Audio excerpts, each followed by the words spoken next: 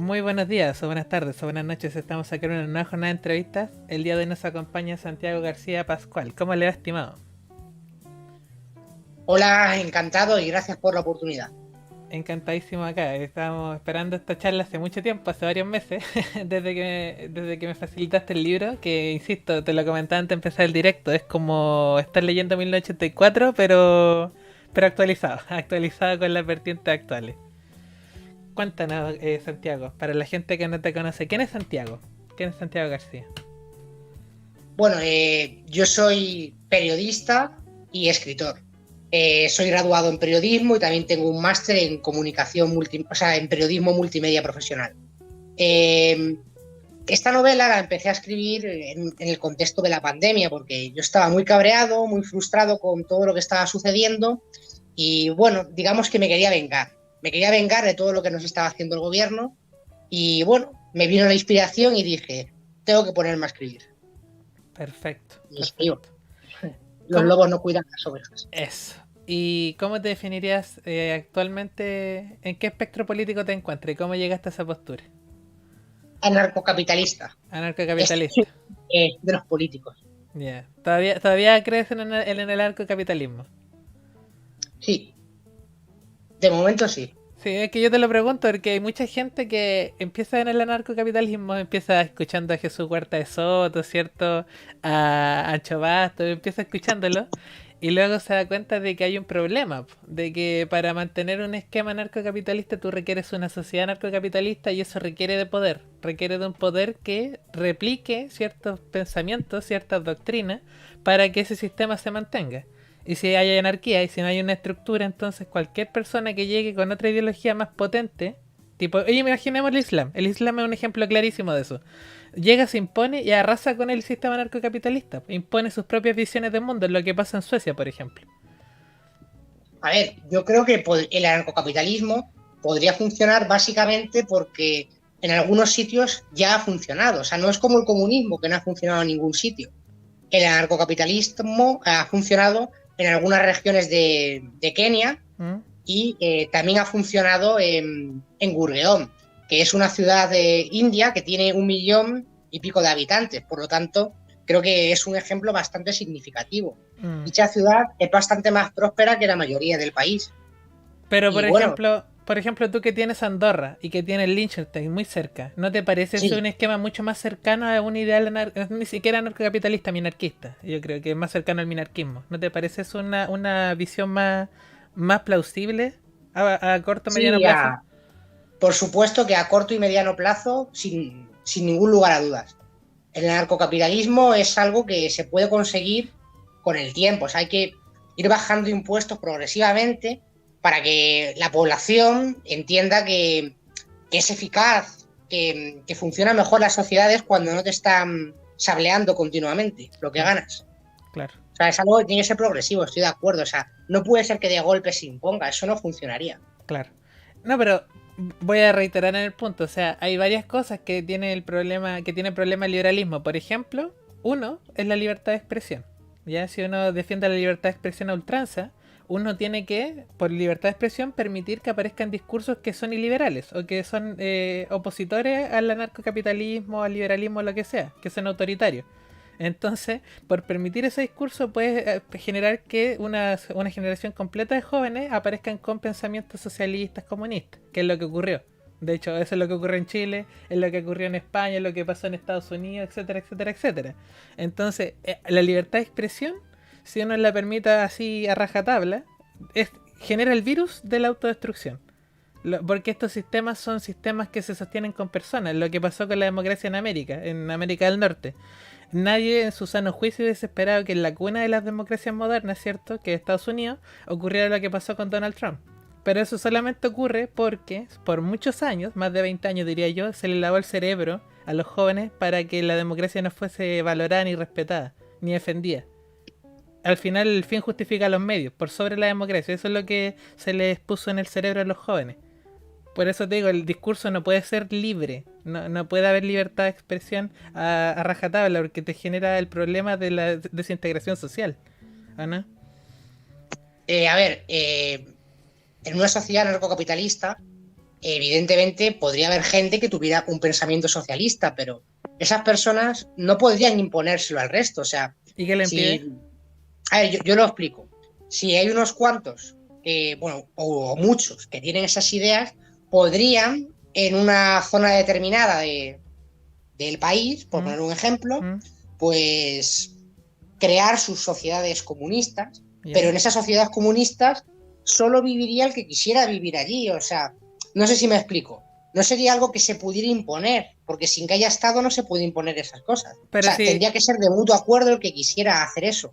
O sea, pero, no sería... pero la mirada socialista y comunista es esta, o sea, genera estados y genera autoritarismo y genera expansionismo muchas veces. O sea, ¿cómo impides que este territorio socialista trate de expandirse y acarrear territorio que sea narcocapitalista? A ver, hay una cosa que tenemos que tener clara. Si hubiera un anarcocapitalismo, aunque no hubiera Estado, tendría que haber, ¿cómo decirlo? Una supraestructura de defensa que ¿Mm? impidiera... O sea, como un estado. eh, no, pero a ver si me explico. Ujú. La supraestructura podría ser privada. O sea, mira, no sé si tú has Podrías leído... controlarse por empresas privadas para que dichos militares ¿Ya? impidiesen que de repente un determinado grupo impusiera un Estado. Claro, pero eso ya no es anarcocapitalismo, eso es minarquismo. Esa es la descripción que hace Nozick de cómo se generan las estructuras, ¿cachai? Eso es minarquismo, de que tú tienes por lo menos seguridad y justicia establecidas en un territorio, ¿cierto? Y el resto de cosas es lo que hace, insisto, Andorra, es lo que hace Liechtenstein, es lo que hacen la mayoría de esos países con bajo carga tributaria, que se encargan de seguridad, justicia y alguna que otra cosa pública, como por ejemplo el alumbrado y cosas por el estilo. Pero no más allá de eso, o sea... Sí, a ver, tiene que ser poco a poco. O sea, lo del anarcocapitalismo no va de golpe. mm, Evidentemente hay que empezar a reducir impuestos progresivamente y probablemente antes de llegar a un anarcocapitalismo total se llegaría a un minarquismo. ujú, Y cuando se llegara al anarcocapitalismo total, pues se sustituirían esas supraestructuras minarquistas ujú. por otro ente, por así decirlo, que no fuera estatal. No Claro. sabría decirte exactamente cómo se haría, pero evidentemente debe ser poco a poco No, para que la claro. gente se adapte. No, claro, pero es que el problema, bueno, yo creo que con eso cerramos esto porque da un debate para largo, pero el problema del Sí, es un debate anarcocapitalismo, intenso. el problema del anarcocapitalismo es que asume que hay un ser humano virtuoso universal, que es lo mismo que dice el comunismo, el socialismo y el liberalismo en general. Necesitan un ser humano universal para que esas doctrinas se sostengan, porque si no está toda la humanidad rezando en la misma dirección, apuntando en la misma dirección, entonces colapsa. En cambio, lo que tenemos en la realidad es que tenemos poderes geopolíticos gigantescos, megacorporaciones que arrasan con países completos, imponiendo sus propias visiones de mundo, que muchas de esas visiones de mundo aparecen relatadas en tu libro. Por ejemplo, el antinatalismo, la eugenesia, que son el feminismo, ¿cierto? La LGTB, la inmigración, que son problemas que tú tratas en tu libro, por eso te lo planteaba. Eso es dirigido por megacorporaciones, no tanto por Estado, por megacorporaciones. Bueno, es que ahí hay un punto interesante a tener en cuenta. ¿Mm? A ver, no es lo mismo el capitalismo de grandes empresarios como tal que aquel capitalismo que crea oligopolios, o Ujú. sea, que crea monopolios con el Estado. ¿Qué significa esto? Un anarcocapitalista nunca estará a favor de que una gran empresa haga chanchullos con el Estado para que el Estado, a cambio, le quite la competencia y la destruya. O sea, nosotros estamos a favor de la sana y libre competencia entre empresas sin que haya una fuerza superior como es el Estado ¿Mm? que evidentemente desequilibra la balanza y hace que sea imposible que una empresa más pequeña compita con una grande. Pero ya este es otro de los problemas del anarcocapitalismo y el liberalismo en general. ¿Qué pasa con esto del libre emprendimiento, la libre creación de empresas y todo? ¿Qué pasa si se te instala en el país anarcocapitalista una empresa que está directamente relacionada con el Partido Comunista Chino? Directamente. Y esta empresa trata de acaparar los distintos servicios que entregan las empresas pequeñas de tu país con la disposición a perder plata con tal de destruir la competencia. Porque allá tú tienes millones de personas, más de 1.000 millones de personas que están dispuestas a sacrificar un peso, por ejemplo, no sé qué, una peseta, ya por ejemplo, o un euro, ya están dispuestos a sacrificar un euro mensual con tal de que esa empresa se imponga en tu país y aniquile toda la competencia para luego tener el monopolio. ¿Cómo empieza que se genere ese monopolio? El monopolio se genera... A ver, es que en realidad los monopolios se generan por el Estado. Y de hecho muchas empresas que son monopolios realmente no son rentables y podrían arruinarse si no fuera porque el Estado Claro, no, sí, no, sí, hace sentido con él. yo te entiendo. Yo explico Yo te esto entiendo. Yo te entiendo, sí. pero el problema está en que tú tienes un mastodonte gigantesco, que es China, ya con millones de personas, más de 1.000 millones de personas, que están trabajando prácticamente horas esclavas, ya, trabajan prácticamente como esclavos muchos de ellos, y este país, que tiene intereses geopolíticos expansionistas, no tiene ningún problema en perder plata con tal de acabar con la competencia en un lugar. Y estoy de acuerdo, solamente una empresa sostenida por el Estado puede hacer eso. Pero es una cosa de comparar potencias de Estado. O sea, el Estado chino es mucho más grande que los países de Occidente por separado. Que España, que Francia, que Italia. Puede arrasar con ellos. Por eso te lo mencionaba. Bueno, sí. Evidentemente,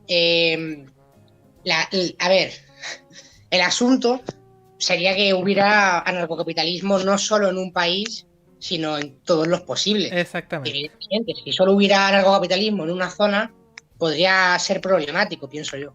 Claro. Por eso te decía, el anarcocapitalismo, el liberalismo, el comunismo y todos estos ismos requieren que el ser humano tenga una cierta línea de pensamiento de forma universal. Y como eso por lo general no ocurre, estas ideologías terminan por no expresar realmente la realidad, que es lo que se ve.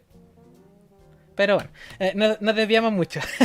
Cuéntanos un poquitito de tu libro, un poquitito de qué trata, ¿cierto? Obviamente que está en España, ¿cierto? Una alerta spoiler. ¿De qué trata tu Sí. libro? De hecho, está ubicado en concreto en Madrid. Uh-huh. Un detalle que podréis apreciar en la misma portada, Uh-huh. ya que aparece bueno, no quiero hacer mucho spoiler, pero aparece cierto símbolo en el cual hay 7 estrellas, que son las 7 estrellas de la Comunidad de Madrid. Perfecto. Perfecto. Bueno, Los lobos no cuidan a las ovejas es una novela distópica ambientada en la España del 2030. ¿Por qué escogiste esa fecha? En dicho contexto, nuestro país se ha hundido en un sistema dictatorial comunista bajo el socialismo extracomufen, que es una nueva doctrina ficticia que se me ha ocurrido para que adopten los dos grandes líderes supremos, porque es una dictadura que tiene la particularidad de que tiene 2 partidos. El PLO, Partido por la Libertad Obrera, y el PFLOC, que es el Partido Feminista por la Libertad Obrera Comunista. Uh-huh. Teniendo en cuenta que el partido principal está liderado por un tal Sancho el Guapo y el partido secundario está liderado por un tal Marqués Pájaro, que son sus motes, porque sus nombres originales, como la novela, que son Sancho Arrogante y Catedrálico Iglesias. Uh-huh. Pues Catedrálico Iglesias, no, perdón, Catedrálico Gorrión, perdón. Ah, el Marqués de Galapagar. Sí, bueno, es bastante sencillo adivinar a quiénes hace referencia. Claro. Yo creo, por lo que me han contado también quienes lo han leído, uno de los puntos fuertes es la manera tan desvergonzada y evidente con la que trato los nombres reales de los personajes a los que menciono en dicha novela. Uh-huh. Y bueno, el protagonista de dicha obra, o sea, el protagonista es Camilo, un simple operador de fábrica que está bastante en contra del sistema en el que vive, está, muy, muy asqueado y por lo tanto decide rebelarse. O sea, poco a poco va cometiendo pequeños actos de rebeldía, bastante propiciado, porque al principio apenas hace ninguno, por la petición de auxilio de Ramón, que esto, lo puedo contar porque al fin y al cabo aparece en el capítulo 2, no es mucho spoiler. Uh-huh. Ramón es un antirrevolucionario que llama a la puerta de su casa desesperado y aunque al principio Camilo no sabe si abrirlo o no, al final acepta por humanidad y le esconde. Uh-huh. Y bueno, a partir de entonces, pues Todo el desencadenante. Pero yo te hacía sí, una pregunta, ¿por qué 2030? O sea, ¿tú ya te habías enterado de esta cosa de la Agenda 2030 en la ONU cuando empezaste a escribir el libro? sí. A ver, la verdad es que no lo puse totalmente a posta por ello, pero subconscientemente sí. No sé si me sigues. Ujú. Sí, no, claro, totalmente, pero... Inventaron en 2030, en 2040, ¿sabes? En 2050, pero al final decidí que fue en 2030. mm. Sí, porque yo te lo comentaba antes de empezar el directo, lo que sale en tu libro, prácticamente tú miras afuera de la calle o ves las noticias y te das cuenta que la mayoría de las cosas que salen mencionadas en el libro están ocurriendo ahora. Sobre todo el asunto del inmigrante que tiene tanto favoritismo, ¿cierto? O el avance en la eutanasia. Aunque cuando tú lo estabas escribiendo, ese avance con la eutanasia todavía no ocurría. Creo que te anticipaste un poco a ello, ¿no? Y es cierto que cuando lo escribí aún no era tan evidente, pero sí se estaban mencionando ya se estaban mencionando cosas. Perfecto. O sea, tampoco era tan difícil, no sé si me explico. O sea, aún no se había aprobado, pero ya se estaban comentando esas propuestas.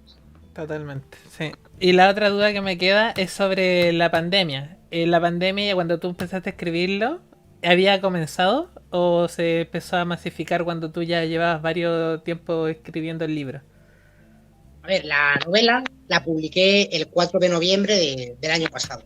Ya. Y me llevó a escribirla solo 2 meses, básicamente porque es una novela corta, Ujú, en formato papel son 160 páginas. ujú, Y bueno, como me vino la inspiración, porque yo estaba muy, muy cabreado con el gobierno, con la mala gestión que habían hecho y cómo nos habían restringido todas nuestras libertades, pues claro, yo quería vengarme y bueno, me vino la inspiración y dije, tengo que empezar a escribir ya. Y estuve esos 2 meses, pues un montón de horas escribiendo. Y bueno, ya tenía las ideas, ¿sabes? Porque anteriormente, aunque no estaba seguro de si escribir una novela o no, digamos que me iban viniendo ideas a la cabeza y al final, pues me vino así de golpe la idea de que tengo que escribirlo sí o sí. claro. Bueno, me he dado cuenta que el protagonista también es un periodista que está retirado del periodismo. O sea, te ves reflejado en el personaje que creaste, ¿no? Sí, bastantes cosas sí. Como por ejemplo, ¿cómo eres para sociabilizar con las personas? ¿Cómo está No sé, esa situación con las mujeres? ¿Cómo el acercamiento? Porque yo varias veces lo he comentado, tener pareja en España es un deporte de alto riesgo. Totalmente, desde la ley integral de violencia de género en adelante, hay que estar bien confiado para tener una relación estable con una mujer en España. sí, hay que andarse con ojo. A ver, se puede hacer porque básicamente es, digamos, si tú ves que la chica tiene unos pensamientos muy radicales, mejor no te lo plantees. Pero si no, pues bueno, tampoco hay un riesgo tan gordo. Aún. Aún, en todo caso. Pero depende, ¿no? Porque, no sé, pues, perfiles vemos, pensamientos no sabemos, ¿o no? No, a ver, claro, evidentemente el riesgo está ahí y cada vez es mayor. Hay Es un poco mucho... la idea de hiperbolizar tanto la situación. Evidentemente no es descabellada porque cada año que pasa el feminacismo opresor que estamos viviendo es mayor. O sea, no es evidentemente algo que tengamos que desechar y no preocuparnos por ello. El Sí. peligro está allí. Lo otro que me encontré interesante es que tú le das una fecha de plazo a 10 años a que Cataluña se independice. ¿Crees que realmente se independice, que lleguen a ese extremo con cómo está dirigiéndose la política española? ¿O crees que se puede revertir eso? Bueno, en realidad no le doy 10 años ni siquiera. Porque, a ver, claro, en la novela yo explico que de algún modo este gobierno dictatorial pues empieza entre 2018, 2019, 2020. Porque, a ver, yo te explico, en España, en 2018 es cuando triunfa la moción de censura que lleva al PSOE al poder, pero está un año y pico dando bandazos hasta que al final ya por fin convoca las elecciones que prometió. Y claro, cuando gana las elecciones no considera que tengan suficientes votos y las repiten y al final consiguen menos y ya directamente sin pensárselo pues se alían con Podemos, traicionando a buena parte de la izquierda que no querían que ocurriese esa unión. Entonces, claro, la novela establece como el aniversario del gran triunfo el 14 de marzo, porque es el día del primer confinamiento en España, que es lo que les permite de verdad imponer totalmente su dominio. Y bueno, la independencia de Cataluña, menciono que como en el año 2025 Por ahí. es cuando se institucionaliza la dictadura del todo, es decir, se restringen todas las libertades, se acaba con toda la oposición política, todos que están en el exilio, detenidos, ejecutados o muertos. Entonces, claro, la independencia de Cataluña sería un plazo de 5 años vista desde que la escribí, o sea, sería en 2025. Sí, no, sí, lo leí, pero por eso me parece curioso, porque tú también lo planteas, de que la situación económica hizo que se derrumbase ese país al poco andar. En menos de 5 años ya estaban muertos de hambre todos, porque las inversiones se habían ido, no tenían cómo sobrevivir. Sí, así es. Porque, claro, tú piensas que la dictadura de Cataluña, que yo planteo en mi novela, tendría las mismas características que la de España, Pero sin plata. con la diferencia de que al ser un territorio más pequeño que dependía mucho de nuestro país, pues tardaría mucho menos en arruinarse y pasar hambre incluso que nosotros. Claro, claro. Pero bueno, ahí hay un problema con lo que te comentaba hace un rato, pues, el problema de la geopolítica que antiguamente se veía. Y es que, por ejemplo, ¿qué pasa si megacorporaciones se interesan en hacer que el proyecto catalán funcione? De sostener, como son pocos, como un sector pequeñito, si les interesa balcanizar el país, van a tratar de inyectarle recursos para que se mantenga a flote. ¿Crees que sea viable eso o que sea plausible eso?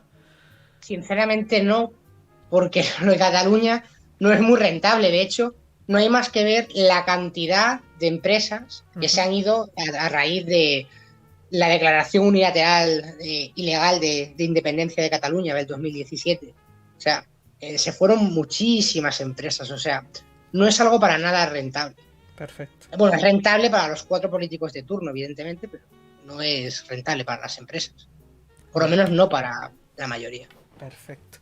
Y la otra cosa que me parecía raro es en 10 años, porque todo esto está planteado en 2030 y quiero dejarlo bien claro. ¿Tú crees que en 10 años solamente toda esta resistencia patriota que está dirigiendo a Abascal y compañía se pueda silenciar? A ese nivel, o sea, en el cual ya la gente no tenga la bandera española, que esté todo gobernado por el feminismo, siendo que cada vez más hay mayor resistencia al feminismo tanto en España como en el resto de Europa y Occidente. Sí, a ver, pero el problema principal es que la gente no le tiene tanto miedo a una dictadura comunista como una dictadura fascista.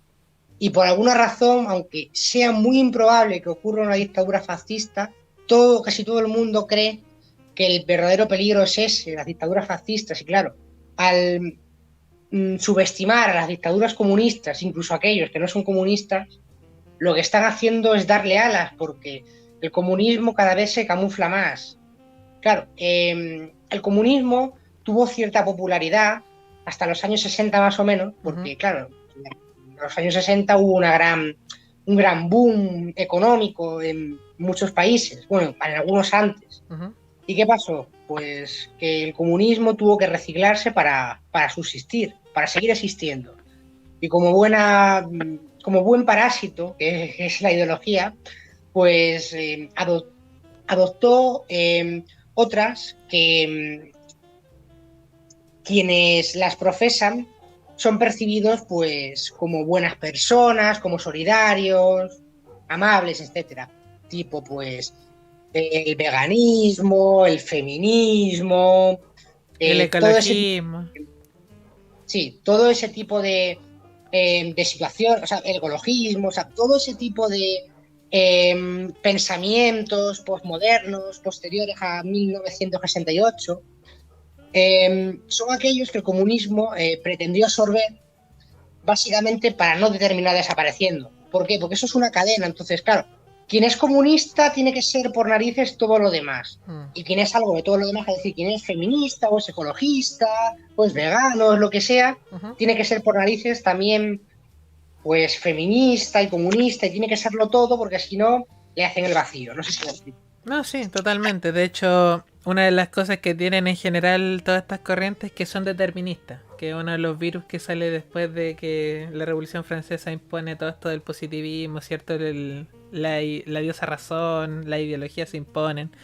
Y bueno, esto es re curioso porque tú lo mencionaste, la idea de que el comunismo avanza cuando no se demuestra como comunismo. Acá en Chile teníamos hace poco unas elecciones, ¿cierto? Para ver qué prefería la gente. Si preferían un Pablo Iglesias o, bueno, ustedes no tienen un candidato comunista directamente tal, pero nosotros teníamos un candidato comunista versus un Pablo Iglesias, que vendría a ser Gabriel Boric, no sé si lo conoces. Y resulta que ganó Gabriel Boric. El Partido Comunista, que era representado por Daniel Jadwe, fue y dijo: yo soy comunista y este es mi programa, y era un programa comunista. Y cuando la gente se dio cuenta de que venía con un programa comunista, la gente no le dio casi nada de votos. Le quitó todo el respaldo porque la gente no quiere comunismo. Saben que el comunismo es una idea extrema. Y mientras más la gente asocia a un grupo determinado con el comunismo, menos apoyo popular tiene. Ahora, por ejemplo, tenemos un grupo de la Convención Constitucional, que me imagino que está enterado, que decía que no era ni de izquierda ni de derecha. Y cada vez más se están demostrando que son más radicales incluso que el Partido Comunista, lo cual les ha quitado una enorme cantidad de apoyo ciudadano. Entonces, de nuevo, o sea, mientras esta gente no diga lo que realmente quiere, o se camufle como liberales o como ni izquierda ni derecha, ahí pueden avanzar. Pero si dicen abiertamente lo que desean, tienen oposición de las personas en su gran mayoría. Sí, así es.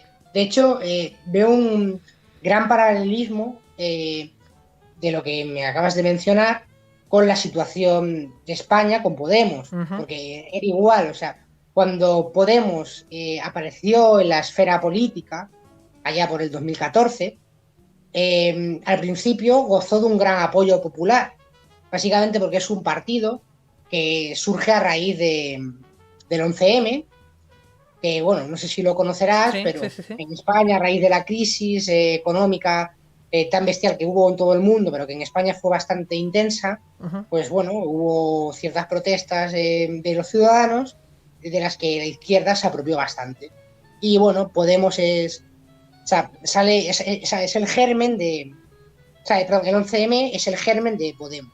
Mm. Entonces, cuando surge ese partido, y se da a conocer en el 2014, empieza a conseguir algo de representación en el Congreso, pues los ciudadanos, claro, le apoyaban mucho porque veían como que era diferente, tal, pero la mayoría no tardaron en ver que en el fondo no les convenía alguien como él, porque mmm, hacía comentarios como apoyando a ETA, que es una banda terrorista que ha causado mucho dolor en España. Y bueno, también empezaba a apoyar a Cuba, Venezuela. Digamos que no tardó mucho en verse el plumero. Ujú. O sea, Podemos nunca. Bueno, al principio sí ha llegado a conseguir un número elevado de votos, pero bueno, ha sido una situación bastante residual. O sea, la gente no ha tardado en darse cuenta.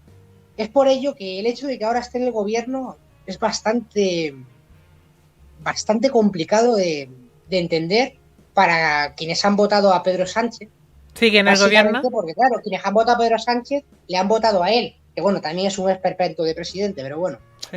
en el caso, Pero no han una votado a duda. su alianza con el comunismo. Además que desde que forman gobierno juntos, el PSOE se ha podemizado mucho. Sí. No, pero te voy a hacer una consulta. ¿Sigue Pablo Iglesias en el poder, o sea, en el gobierno? Porque Pues mira, había renunciado, te voy ¿no? a contar una cosa curiosa. En teoría no está, Ujú. pero en la práctica sigue estando. A ¿Por? ver, está casado con la ministra de Igualdad. Ah, ya, Tienen claro, unos cuantos hijos.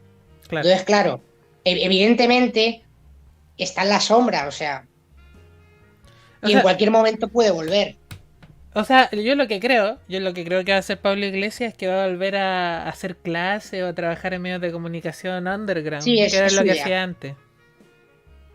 Sí, Sí, así es. sí, pues porque después de lo que pasó en Madrid, yo creo que cualquier persona con dos dedos de frente, o sea, se saldría a la política corriendo. O sea, ahí quedó claro que ya no tiene futuro político formal.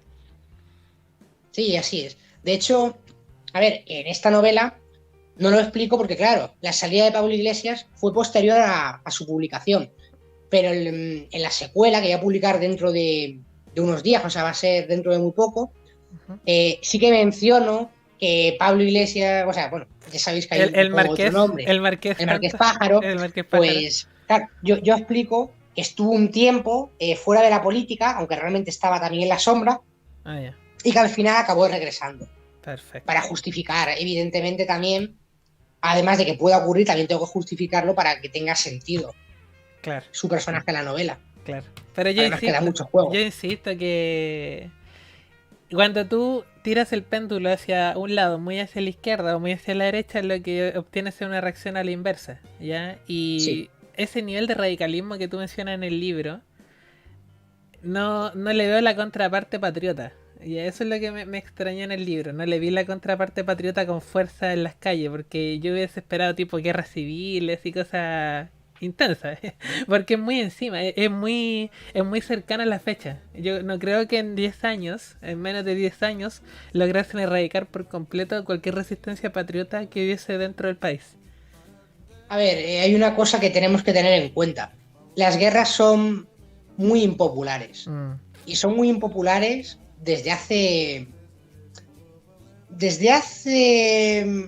pongamos, más o menos, aproximadamente, ujú, medio siglo. ujú, O sea, pensemos en Vietnam, por ejemplo. Fue una guerra muy impopular. Entonces, como las guerras son bastante impopulares, resulta complicado que la gente, incluso aunque el riesgo a correr sea la imposición de una dictadura comunista, acepte una guerra.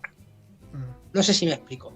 De hecho, en la novela, a pesar de que no haya guerras, sí que menciono la época de las revueltas entre Sí, 2023 y sí, 2025, sí, que sí, sí. especifico que es un periodo en el cual aún no está claro al 100% si es una dictadura o no, porque aún quedan algunos derechos. Y bueno, la gente pues sí que se pelea en las calles y hay disturbios y tal, pero no llega a ser del todo una guerra. Es algo parecido a lo de Ucrania, a lo que hubo en Ucrania, bueno, a Mm. lo que sigue ocurriendo aún en Ucrania. No sé si me explico. Sí, sí. Pero vuelvo al punto, o sea, muy encima. Estamos a 2021 y lo que tú mencionas 2023, o sea, en un abrir y cerrar de ojos. Y yo sé que es una novela, yo sé que es una novela, pero también te lo mencionaba fuera del directo que es una novela que de tanto de ficción no tiene, o sea, es prácticamente recoger Sí, lo que están dando en las noticias, lo que está ocurriendo afuera en las calles. Sobre todo sí, con esto de así las es. vacunas, las restricciones, las mascarillas. Es prácticamente ver afuera, darse un paseo por la calle y llegar a escribirlo. Esa es mi impresión al menos. Sí, era mi intención, la verdad. Porque si lo hubiera hecho de otra manera, hubiera causado una sensación, pues, menos intensa por parte de mi audiencia, yo creo. O sea, yo quería destacar por ser diferente. Mm. ¿Y qué reacción ha tenido en tus lectores, sobre todo de España? ¿Has tenido buenas críticas? ¿Qué opinan al respecto? Pues la verdad, llevo vendidos 142 ejemplares, Ujú, que no está mal, ya que soy un escritor nuevo e independiente.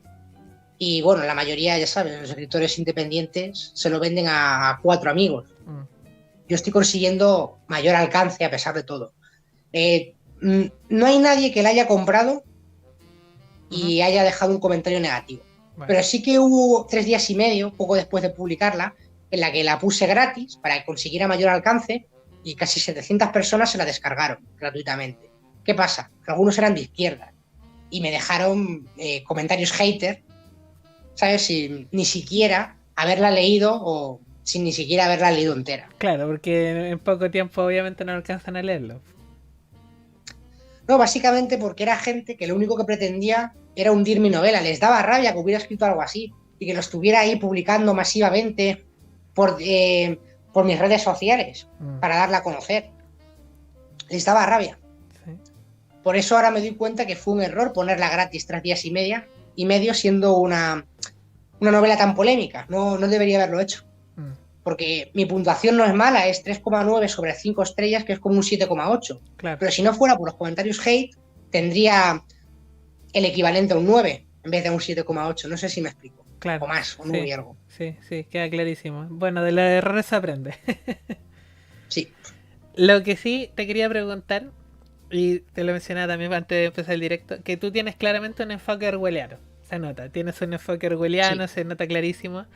Pero ¿no crees tú que el enfoque que más se acerca a la realidad que estamos viviendo es un enfoque tipo Huxley de Mundo Feliz? Yo creo que Bueno, un ciudadano, yo creo que es mucho más peligroso que un podemita de frentón, porque un ciudadano te coloca la doctrina por debajo sin que tú te des cuenta, empieza a avanzar con la degeneración desde abajo, como por ejemplo colocando ministerios de igualdad, todo ese tipo de cosas feministas, y genera el campo para que se impongan doctrinas cada vez más totalitarias, pero desde el lado liberal. No sé qué opinas ahí. bueno, aunque en cierta parte me ha influido 1984, también me han influido otras distopías. Ujú. Un mundo feliz entre ellas. O sea, es una novela que a mí me gusta mucho y evidentemente también hay cierto enfoque de ello. O sea, con De hecho, si el soma con esa si- pastillita para mantenerte fiel hasta mantenerte claro, alegre, sí. piensa en el lesarín que yo menciono, que es como, en vez de Sí, un lesatín, sí, pongo lesarín, sí. ¿sabes? Un nombre así parecido para que sea algo gracioso, digamos, Ujú. y que sea algo que inhiba los pensamientos contrarios al régimen. Es como fusionar 1984 con un mundo feliz en ciertos aspectos de mi novela. O sea, sí que hay influencias también. Pero es que en el mundo feliz lo que se daba era el consumo de todo. O sea, todo era objetivizado, incluso el sexo de las relaciones, todo era objetivizado y consumido en exceso. ¿Ya? Y en cambio, Sí, es cierto. lo que planteaba 1984 es que había un control por el hambre, por la escasez. Y esa escasez se Sí, lograba a ver, través de la yo guerra te digo, perpetua. sí. Hay una mayor influencia de 1984 que de un mundo feliz en mi novela. Mm. Lo cual no quita para que algunos detalles, a lo mejor menores, de un mundo feliz también se puedan ver reflejados en mi novela, aunque de una forma diferente. Mm. A eso me refiero. Perfecto, perfecto. Sí, porque me hubiera imaginado yo, o sea, viendo la proyección de España hacia lo que están apuntando, una distopía LGBT cuchi cuadrado, o sea, una distopía en Sí, la cual, por ejemplo, te obligasen a practicar relaciones homosexuales o tener ciertas conductas, por si no eres mal visto y llevado a campos de entrenamiento, porque al menos eso es de lo que hecho, está haciendo la Escolae. La Escolae que lo están que estás, implementando eso. sí, lo que estás mencionando lo toco bastante en la secuela de Los lobos no cuidan a las ovejas, que como ya he dicho, lo voy a publicar dentro de unos días. Se va a titular La rebelión de las ovejas y bueno, va a centrarse mucho en el feminismo, todo el tema este de los tropecientos mil géneros y todo eso, todas esas cosas. Se va Perfecto, a centrar bastante también. perfecto. Bueno, estimado, ha sido una buena charla, o sea, concisa, pero me gustaría darte el último espacio para que promociones por última vez tu libro para la gente que nos está viendo. Cómo conseguirlo, dónde encontrarlo, qué pueden esperar ahí. Expláyate. Vale, muchas gracias. Bueno, yo os animo a todos a que compréis Los lobos no cuidan a las ovejas. La novela está en Amazon. En el mismo chat de este vídeo Ujú, está fijado en un comentario ujú. dicho enlace. Además, también va a estar en la descripción del vídeo. Bueno, en cualquier caso, podéis buscar en internet Los lobos no cuidan a las ovejas Amazon y os va a aparecer sin ningún problema. Está a 3,40 € en formato ebook y a 8,65 en formato papel. En algunos países puede que no encontréis el formato papel porque Amazon no lo distribuya, pero bueno, no pasa nada. Si no está en el formato papel, pues lo dicho, lo cogéis en formato ebook, que además es más barato. Perfecto. Y bueno, yo os animo a que lo hagáis básicamente porque dar la batalla cultural en estos momentos es algo importantísimo. No podemos simplemente quejarnos y decir que injusta es la vida y no hacer nada. Porque básicamente para que ganen los malos, lo único necesario es que los buenos no hagan nada. Totalmente. Es una frase de Berkeley, un filósofo. Sí, Totalmente de acuerdo. Bueno, espero que la gente lo vaya, ¿cierto? Lo consuma, lo lea, porque es súper ligera la lectura. Uno se lo lee en una tarde, se coloca una buena música de fondo y se lo lee de corrido. Sí, es súper, súper, súper conciso. Y está bien, redondita la historia, insisto, es como escuchar las noticias condensadas de España. La gente que no conoce España yo creo que se va a sorprender, pero cuando una persona está interiorizada en la política española y lo que pasa, no se sorprende tanto de lo que sale mencionado en ese libro. Además, que lo que describo no es solo aplicable al contexto de España, Mm, sino al de cualquier país que ya haya caído o que esté a punto de caer en las garras del comunismo. Por claro, lo tanto, yo creo que en ese aspecto es bastante interesante. totalmente de acuerdo, totalmente de acuerdo. Sobre todo en Chile y Argentina que estamos por la misma.